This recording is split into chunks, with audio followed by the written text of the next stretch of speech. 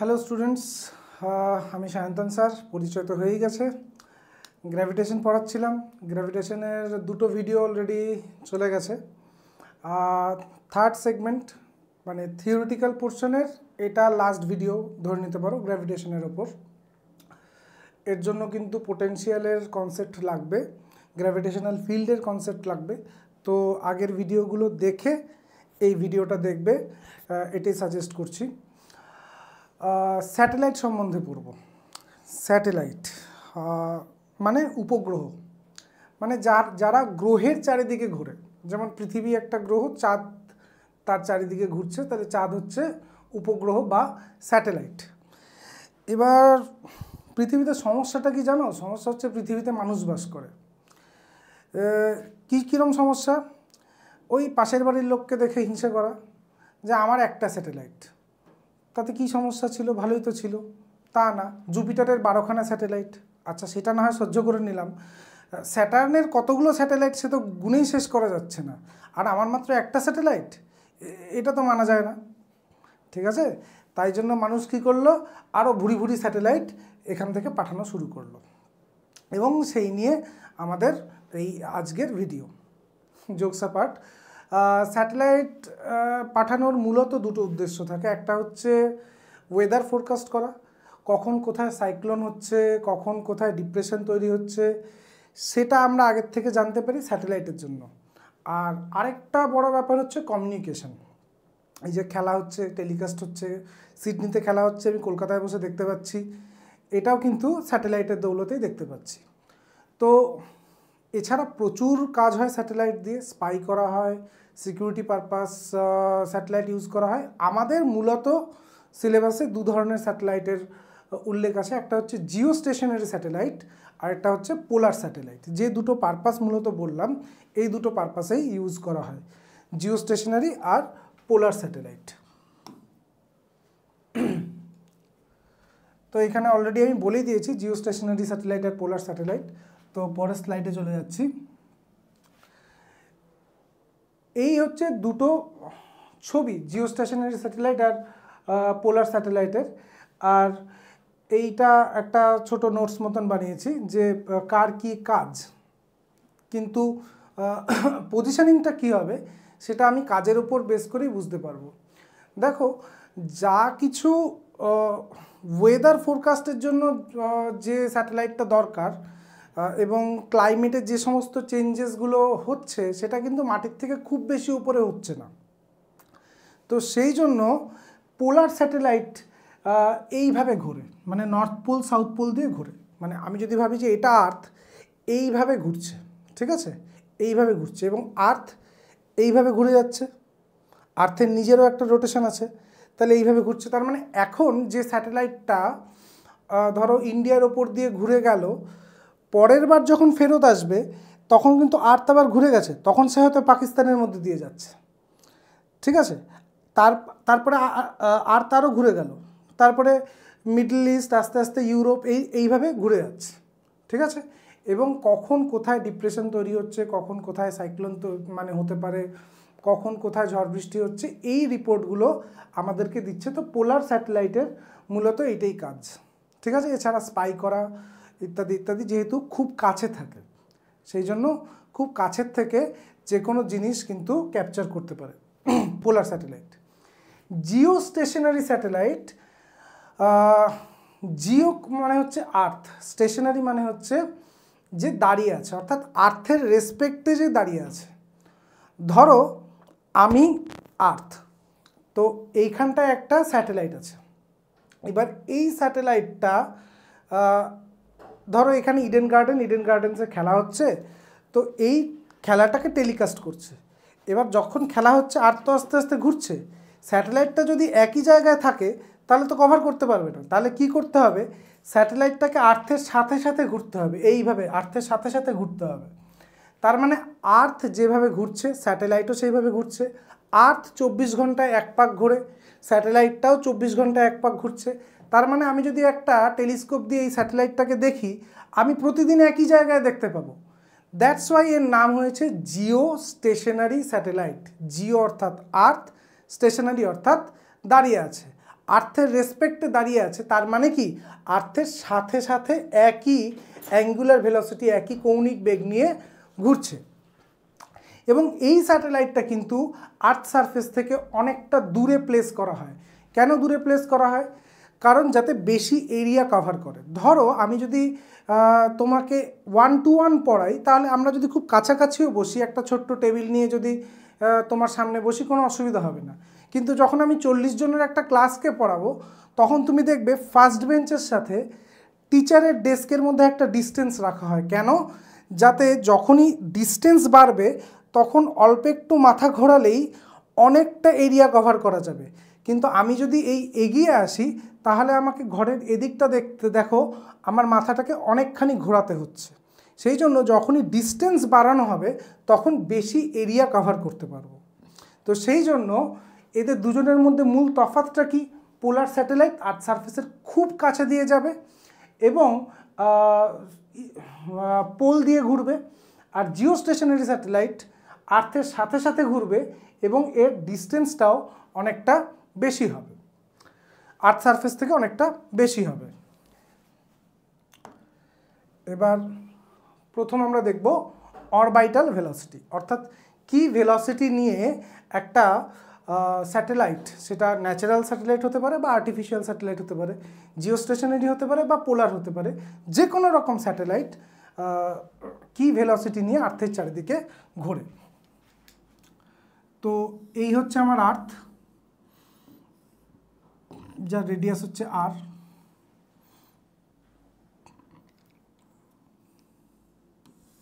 ধরা যাক এইভাবে একটা স্যাটেলাইট ঘুরছে, এই রেডিয়াসটাকে আমি স্মল আর ধরে নিচ্ছি। তাহলে যে কোনো স্যাটেলাইট হোক, তাকে আর্থ তো নিজের দিকে টানবে। সেই ফোর্সটা কি?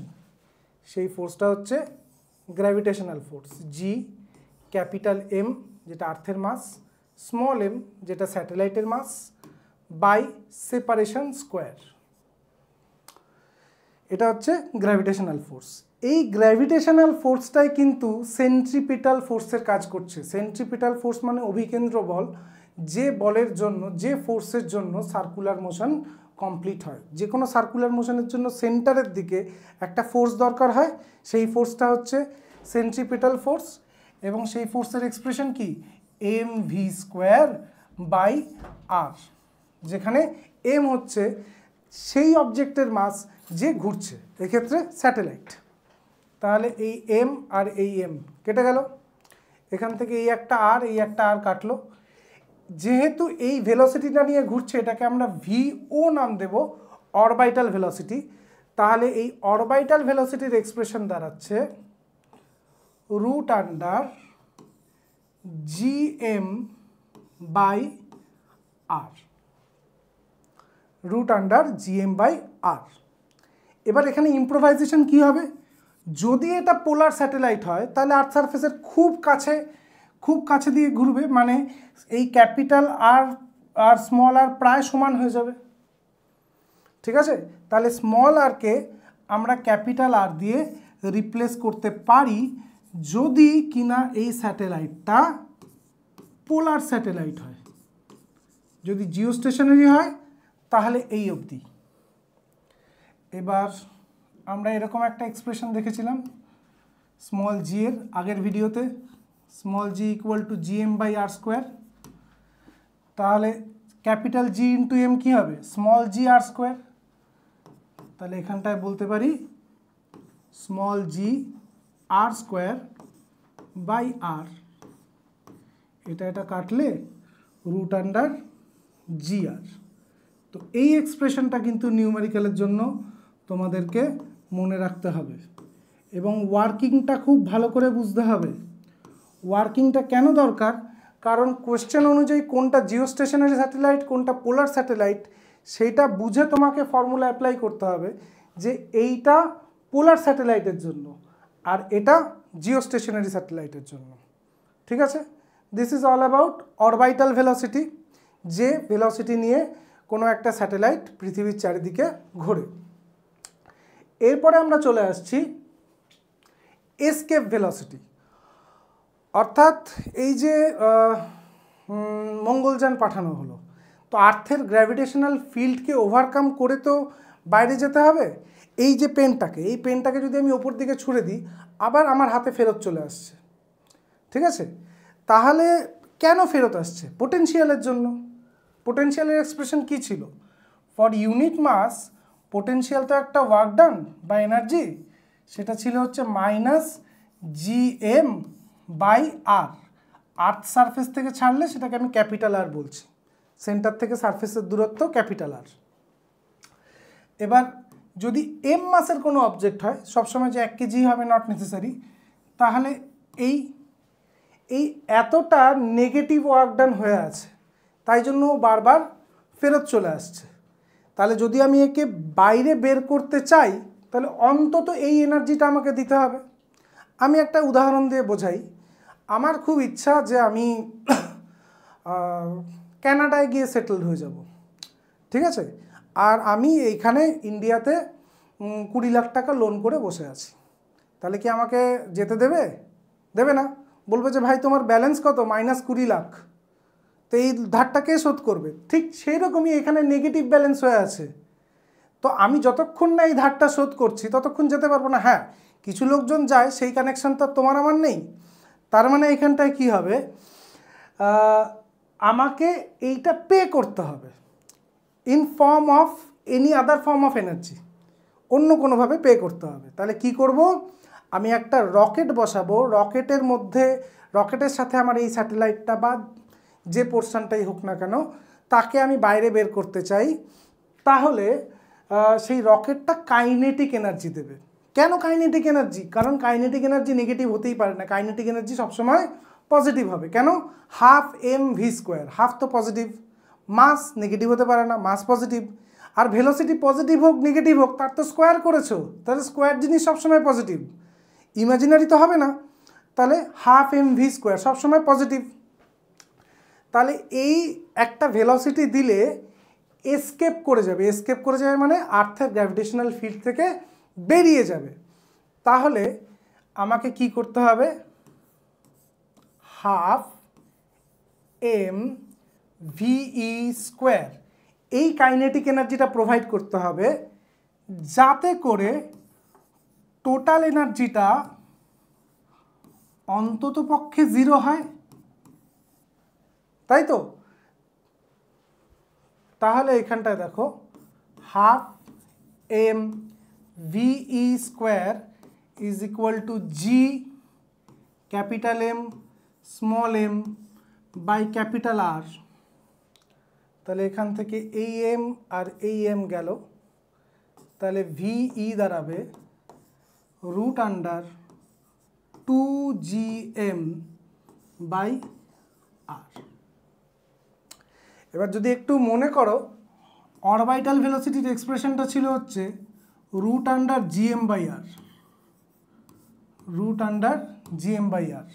তাহলে আমি খুব সহজেই বলতে পারি this is √2 Times orbital velocity. এই হচ্ছে relation, escape velocity is equal two √2 Times orbital velocity. এখান থেকে কিন্তু একটু ঘুরিয়েও প্রশ্ন আসতে পারে, ঘাবড়ে গেলে চলবে না। কীরকম? বলতে পারে যে একটা স্যাটেলাইট ঘুরছে, স্যাটেলাইট ঘুরতে ঘুরতে হঠাৎ করে তার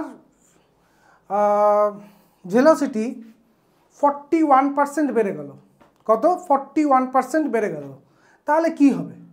41% বেড়ে যাওয়া মানে ভালো করে বোঝো যে যেটা অরবিটাল ভেলোসিটি ছিল সেটা 41% বেড়ে যাওয়া মানে 141/100। তাহলে VO ইন্টু 1.41, ইভেনচুয়ালি এই 1.41টা কি? √2 ভ্যালু। তাহলে √2 টাইমস VO, আর √2 ইন্টু VO হচ্ছে VE এসকেপ ভেলোসিটি। তার মানে 41% বা তার চেয়ে যে কোনো বেশি পার্সেন্টেজে যদি অরবিটাল ভেলোসিটি বেড়ে যায়, দেন ইট উইল এসকেপ। ঠিক আছে? আর্থের গ্র্যাভিটেশনাল ফিল্ডের চেয়ে বাইরে চলে যাবে। আরেকটা জিনিস খেয়াল করো, এইখানটায় এসকেপ ভেলোসিটির যে এক্সপ্রেশনটা আমরা দেখতে পাচ্ছি সেখানটায় কিন্তু অবজেক্টের মাস নেই। মানে আমি একটা পিঁপড়েকে যদি গ্র্যাভিটেশনাল ফিল্ডের বাইরে ছুড়ে দিতে চাই, যে ভেলোসিটিতে ছুটতে হবে, আর একটা হাতিকে যদি আমি ছুঁড়ে বের করে দিতে চাই একই ভেলোসিটিতে ছুটতে হবে, কারণ পিঁপড়ে বা হাতির মাসের কথা এখানটায় বলা নেই। শুনতে অদ্ভুত লাগতে পারে স্যার কি বলছে, হ্যাঁ পিঁপড়ে আর হাতিকে একই ভেলোসিটিতে ছুটতে হবে? হ্যাঁ বাবু, একই ভেলোসিটিতে ছুটতে হবে। স্যার একবারও বলেনি পিঁপড়ে আর হাতিকে ছুটতে একই ফোর্স লাগবে।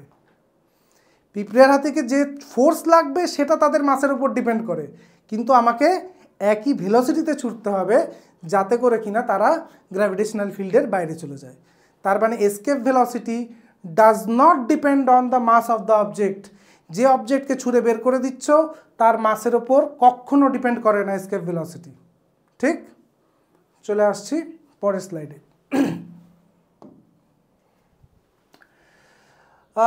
Energy of A satellite and binding energy. দেখা যাক, স্যাটেলাইট যখন বলছে তার মানে এসকেপ তো করেনি, ঠিক আছে, লোন শোধ করতে পারেনি, কানাডা যেতে পারবে না। তাহলে এনার্জি কি কি রকম আছে? একটা পোটেনশিয়াল এনার্জি আছে আর একটা কাইনেটিক এনার্জি আছে। পোটেনশিয়াল এনার্জিটা নেগেটিভ, কত? -gm/r। আমি পোলার স্যাটেলাইট ধরেই ক্যালকুলেট করছি। দিস ইজ ফর ইউনিট মাস, এটা ইউনিট মাসের জন্য। তাহলে যদি স্যাটেলাইটের তো 1 কেজি মাস হবে না, যা মাস হবে এম মাস হলে এম দিয়ে গুণ করতে হবে, আর তার সাথে কি আসবে? Kinetic energy. কাইনেটিক এনার্জি কত? ½ m v²। কোন ভি নেব? এসকেপ ভেলোসিটি না অরবিটাল? Orbital velocity. কেন? কারণ এখনও সে স্যাটেলাইট, স্যাটেলাইট মানে ঘুরছে, তাহলে অরবিটাল ভেলোসিটির স্কোয়ার। দেখা যাক কি আসবে, -gm/r যেমন ছিল রইল, +½ m। অরবিটাল ভেলোসিটির যে এক্সপ্রেশন কি ছিল? √Gm/r। তাহলে তার স্কোয়ার করলে রুটটা চলে যাবে, gm/r। হাফটাকে মনে মনে মুছে দিয়ে ভাবো gmm/r, gmm/r একই জিনিস, কমন নিয়ে নি। Gm/r কমন নিলে কি থাকবে? -1 + ½ মানে -½ হলো। তার মানে টোটাল এনার্জিটা কি? এটা তো total energy, potential plus kinetic. Total এনার্জিটা নেগেটিভ আসলো তো, তার মানে এই লোকটার, এই যে স্যাটেলাইট নামে যে লোকটা, এই লোকটার যে ব্যালেন্স সেটা নেগেটিভ ব্যালেন্স। নেগেটিভ ব্যালেন্স মানে এ বাইরে বেরোতে পারবে না, তার মানে কি এ বাধা আছে, তাই জন্য নাম হচ্ছে বাইন্ডিং এনার্জি। এই জন্য নামটা হয়েছে বাইন্ডিং এনার্জি, ঠিক আছে, কারণ বাধা আছে। ফ্রি কখন হবে? যদি এই এনার্জিটাই আমি ওকে সাপ্লাই করে দিই, তাহলে ও ফ্রি হয়ে যাবে, এসকেপ করে চলে যাবে। হলো? আচ্ছা, এর যদি গ্রাফিক্যাল রিপ্রেজেন্টেশনের কথা দেখি, খুব মজার ব্যাপার। দেখো, আমি ওয়াই অ্যাক্সিস বরাবর এনার্জি নিচ্ছি, কাইনেটিক এনার্জিটা পজিটিভ কিন্তু পোটেনশিয়াল এনার্জির ঠিক হাফ। তাহলে পোটেনশিয়াল এনার্জিটা হচ্ছে নেগেটিভ, এই এতটা নেগেটিভ। কাইনেটিক এনার্জি পজিটিভ কিন্তু হাফ। তর্কের খাতিরে বলছি, এটা যদি -6 জুল হয়, এটা 3 জুল, তাহলে এই দুটোর সাম কি হবে? -3। মানে এইটা হচ্ছে টোটাল এনার্জি, যেটা কিনা নেগেটিভ, এই যে এসছে নেগেটিভ। ভেবে দেখো, এর ম্যাগনিটিউডটা কাইনেটিক এনার্জির ম্যাগনিটিউডের সাথে সমান। তার মানে এইটা হচ্ছে কাইনেটিক এনার্জি, যে কিনা পজিটিভ, আর এইটা হচ্ছে পোটেনশিয়াল এনার্জি, নেগেটিভ কিন্তু সবচেয়ে বেশি। এই নেগেটিভের নেগেটিভিটিটাকে খানিকটা কমিয়েছে পোটেনশিয়াল এনার্জি, তাতেও টোটাল এনার্জি নেগেটিভই রয়ে গেছে। টোটাল এনার্জি যেহেতু negative, so the satellite is bound. Okay, দেখে নাও একবার। তো পরের স্লাইডে আসছি। পরের স্লাইড, আমরা মোটামুটি চ্যাপ্টারের শেষ দিকে চলে এসেছি। Kepler's law of planetary motion. Kepler কি বলল? কেপলার বলল যে প্ল্যানেটগুলো না সূর্যের চারিদিকে ইলিপ্টিক্যাল পাথে ঘোরে এবং সূর্য এই ইলিপসের যে কোনো একটা ফোকাসে থাকে, তাহলে দেখতে কীরকম হবে? এখানটা স্টেটমেন্টটা লেখা আছে, স্টেটমেন্টটা তোমরা যে কোনো টেক্সট বুকেও পাবে, আলাদা কিছুই না। যেটা আমাদের নর্মালি মনে হয় বা আমরা এতদিনে একটা ধারণা ছিল যে সার্কুলার পাথে অরবিট করে, কিন্তু অ্যাকচুয়ালি সার্কুলার পাথে কিন্তু অরবিট করে না। এরকম একটা ইলিপ্টিক্যাল পাথে ঘোরে প্ল্যানেটগুলো, প্রত্যেকটা প্ল্যানেটই ইলিপ্টিক্যাল পাথে ঘোরে, আর সূর্য সেই ইলিপসের যে কোনো একটা ফোকাসে থাকে। এটা স্টেটমেন্ট, এবং এই স্টেটমেন্টটার থেকে এমসিকিউ আসার বা অ্যাপ্লিকেশন বেসড কোয়েশ্চেন আসার কিন্তু আমি খুব একটা সম্ভাবনা দেখি না। হ্যাঁ, বোর্ডসে তোমাদের স্টেটমেন্টটা জানতে চাইতে পারে, কিন্তু এর অ্যাপ্লিকেশন খুব একটা নেই, কারণ এর ডেরিভেশনটা আমাদের সিলেবাসের বাইরে। ঠিক আছে, যদিও ইলিপস তোমাদের অঙ্কে আছে, কিন্তু এর ডেরিভেশনটা ফিজিক্সে সিলেবাসের বাইরে, তো এর অ্যাপ্লিকেশন খুব একটা কিছু নেই। চলে আসছি সেকেন্ড লতে। সেকেন্ড ল বলছে যে, সেকেন্ড লটা একটু বোঝার, ভালো করে বুঝতে হবে যে এই যদি একটা ইলিপস হয়, এই যদি সূর্য হয়, আর এখানটায় প্ল্যানেট আছে, এই প্ল্যানেটটার সাথে যদি সূর্যকে আমি একটা লাইন দিয়ে জয়েন করি, তাহলে এর পজিশনটা ধরো এ, এর পজিশনটা ধরো বি, তাহলে এই এ থেকে বিতে আসতে যা সময় নিচ্ছে, সি থেকে ডিতে আসতে যদি প্ল্যানেটটা একই সময় নেয়, তাহলে এই এরিয়াটা আর এই এরিয়াটা সমান। আরেকবার বলি, প্ল্যানেটগুলো একই সময়ে একই এরিয়া সুইপ করে। প্ল্যানেটগুলো বললে ভুল হবে, প্ল্যানেটের সাথে সূর্যকে যদি জয়েন করি তাহলে যে রেডিয়াস ভেক্টরটা পাওয়া যাবে, এই রেডিয়াস ভেক্টরটা একই সময়ে একই এরিয়া সুইপ করে। যদি এ থেকে বিতে আসতে 3 মাস সময় লাগে, সি থেকে ডিতে আসতে 3 মাস সময় লাগে, তাহলে এই দুটো এরিয়া সমান হবে। এর কারণটা একটু বোঝার চেষ্টা করি। আমাদের কি মনে হয় যে সূর্য যদি এই হয়, তাহলে এরকম ইউনিফর্মভাবে প্ল্যানেটগুলো ঘুরছে? না, একদমই না। কেন না? কারণ এটা তো সার্কেল নয়, এটা তো ইলিপস। যখন সূর্যের কাছাকাছি থাকে কোনো প্ল্যানেট, তখন ফোর্স অফ অ্যাট্রাকশন বেড়ে যায়, তাহলে এখানে স্পিডটা বেশি হবে। স্পিড বেশি হলে আর্কটা বড় হবে, রেডিয়াসটা ছোট কিন্তু আর্কটা বড় হচ্ছে। অন দ্য আদার হ্যান্ড, যখন প্ল্যানেটটা অনেকটা দূরে চলে গেছে, তখন ফোর্স অফ অ্যাট্রাকশন কম। ফোর্স অফ অ্যাট্রাকশন কম হওয়ার জন্য এখানে স্লো হয়ে গেছে। স্লো হয়ে যাওয়ার জন্য আর্কটা ছোট কিন্তু রেডিয়াসটা বড়, তাই এরিয়াটা সমান হবে। তাহলে মোশনটা কীরকম হয়? মোশনটা না এরকম হয়, এখানটায় স্লো যাচ্ছে, এই স্লো যাচ্ছে, এখানটায় আবার ফাস্ট গেল, আবার স্লো হয়ে গেল, আবার স্লো, এখানটা আবার ফাস্ট হয়ে গেল, আবার স্লো হয়ে গেল। তো এইভাবে যেহেতু মোশনটা চলতে থাকে, যে দূরে গেলে স্লো হয়ে যাবে, তাই দূরে গেলে পরে যে আর্কটা কভার করে, এই আর্কটা ছোট হয়, রেডিয়াসটা বড় হয়। তা দুয়ে মিলে এই দুটো জায়গায় এরিয়া সমান এরিয়া সুইপ করে। হলো, এই হচ্ছে আমাদের সেকেন্ড ল। এখান থেকে কিন্তু অ্যাপ্লিকেশন বেসড কোশ্চেন আসে, প্র্যাকটিস করবে, আমরাও প্রোভাইড করব কিছু কোশ্চেন। আর এরপর চলে আসছি থার্ড ল। থার্ড লটা একদমই ম্যাথমেটিক্যাল, যদি অরবিটাল ভেলোসিটি বুঝে থাকো নিজেরাই ডিরাইভ করতে পারবে। দেখো থার্ড লটা দেখো, থার্ড ল বলছে যে রেডিয়াসের স্কোয়ার টাইম পিরিয়ডের কিউবের সাথে directly proportional, R square proportional to T cube.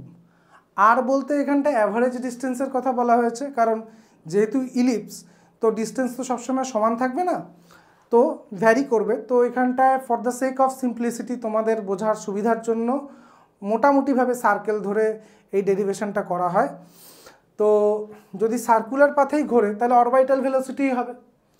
তাহলে অরবিটাল ভেলোসিটি হলে এক্সপ্রেশনটা কি থাকছে, যে জি, এখানটায় আমি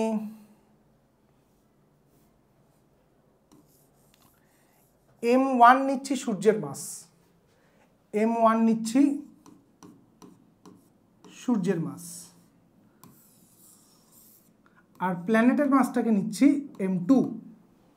তাহলে জি m1 m2 বাই সেপারেশন মানে আর স্কোয়ার, সেপারেশন স্কোয়ার, এটা হচ্ছে গ্র্যাভিটেশনাল ফোর্স অফ অ্যাট্রাকশন।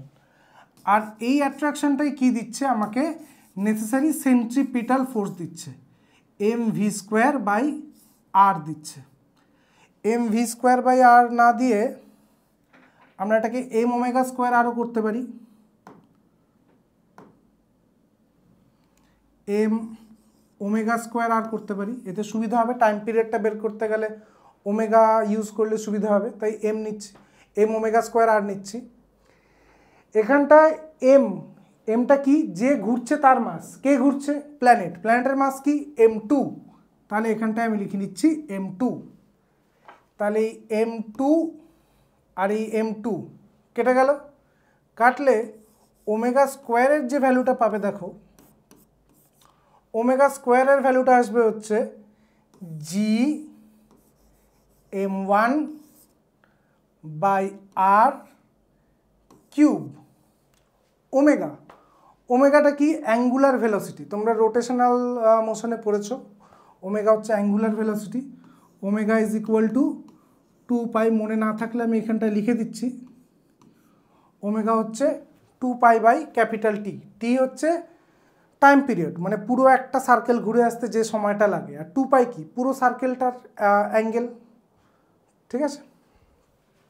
তাহলে ওমেগা স্কোয়ার কি দাঁড়াবে, 2π স্কোয়ার মানে হচ্ছে 2π এর হোল স্কোয়ার মানে 4π square by T square is equal to G m1 by R cube. এখান থেকে দেখো T square is equal two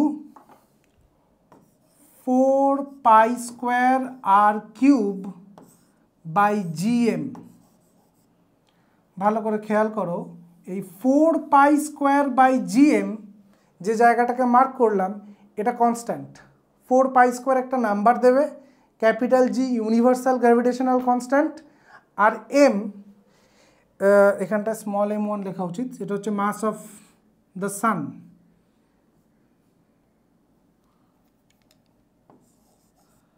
small m1টা কি ছিল, মাস অফ দ্য সান, সূর্যের মাস। তাহলে এখানটায় আমরা পাচ্ছি T square proportional to R cube. এখানেও কিন্তু আলাদা আলাদা প্ল্যানেট দিয়ে এই ফর্মুলাটা অ্যাপ্লাই করে নিউমেরিক্যাল করতে দেয় বিভিন্ন কম্পিটিটিভ এক্সামে, ঠিক আছে। তো এই হচ্ছে কেপলারের থার্ড ল, স্টেটমেন্টটা লেখা আছে, বই থেকেও দেখতে পারো, একই জিনিস, কিন্তু ওয়ার্কিংটা ভালো করে বুঝে নাও, ঠিক আছে। T square proportional to R cube. যে তিনটে জায়গার থেকে গ্র্যাভিটেশনের থেকে প্রশ্ন হয় কম্পিটিটিভ এক্সামে, আমি সেইভাবেই কিন্তু ভিডিওগুলোকে ভাগ করার চেষ্টা করেছি। গ্র্যাভিটেশনাল ফিল্ড পোটেনশিয়াল, এই জায়গা থেকে প্রশ্ন হয়। আরেকটা প্রশ্ন আসে স্মল জি এর ভেরিয়েশন থেকে, তার উপর আমাদের সেকেন্ড ভিডিওটা এসছে। আর থার্ড ভিডিওটা orbital velocity, escape velocity, Kepler's লয় অরবাইটাল ভেলোসিটির যে অ্যাপ্লিকেশন, এই জায়গাটার থেকে কিন্তু প্রশ্ন হয়। গ্র্যাভিটেশন এমন একটা চ্যাপ্টার যেখান থেকে আমি দুটো বা দুটোর বেশি কোয়েশ্চেনও দেখেছি। 25টা কোয়েশ্চেনের মধ্যে যদি দুটো কোয়েশ্চেন একটা চ্যাপ্টার থেকে আসে তাহলে সেই চ্যাপ্টারটা বেশ ইম্পর্টেন্ট। তো সেইভাবেই আমাদের পড়াশোনা করতে হবে। ফিডব্যাক দিও আমার প্রথম ভিডিও এসওই বাংলার তরফ থেকে কেমন লাগলো, যাতে আমি আরও আমার গ্রহণযোগ্যতা বাড়াতে পারি। আর দেখা হবে এর পরের ভিডিওতে, হয়তো অন্য কোনো চ্যাপ্টার নিয়ে আসবো বা গ্র্যাভিটেশনের প্রবলেম সলভিংয়ে চলে আসবো। আমি একটু আসছি স্যার। হ্যাঁ, তো তোমরা সবাই ক্লাসটা দেখলে আশা করি, এবং আমিও সামনে বসে দেখলাম স্যারের একদম শুরুর দিকের ক্লাস, কিন্তু স্যার চেষ্টা করেছে সাবলীলভাবে, এই ক্যামেরার সামনে স্যারের জীবনে প্রথম, তারপরও চেষ্টা করেছে সাবলীলভাবে স্যার কথা বলার, তোমাদের সামনে তোমাদের বিষয়গুলোকে বোঝানোর। সুতরাং আশা করি তোমরা অ্যাপ্রিসিয়েট করবে, এবং অবশ্যই ভালো লাগুক খারাপ লাগুক যাই লাগুক মতামতটা জানাবে। তার কারণ আমরা এসওই বাংলা সবসময় আমরা এটা বিশ্বাস করি যে আমরা কেউ একেবারেই নিখুঁত নই, আমরা কিন্তু তোমাদের থেকেই শিখছি। তোমাদের ফিডব্যাকগুলো আমাদেরকে আরও অনেক বেশি স্বয়ংসম্পূর্ণ করে তুলবে, আমাদেরকে আরও অনেক বেশি রসদ দেবে আগামীর পথ চলার। তাই অবশ্যই তোমরা কিন্তু কেউ ফিডব্যাকটা জানাতে ভুলো না। যারা যারা ক্লাসটা দেখছো সবাই জানিও। আর স্যার আজকে থেকেই তাহলে শুরু হয়ে যাক আপনার প্রথম ক্লাসে। বাংলা পড়বে, বাংলা শিখবে এবং বাংলা জিতবে। জয় হিন্দ। জয় হিন্দ। টাটা।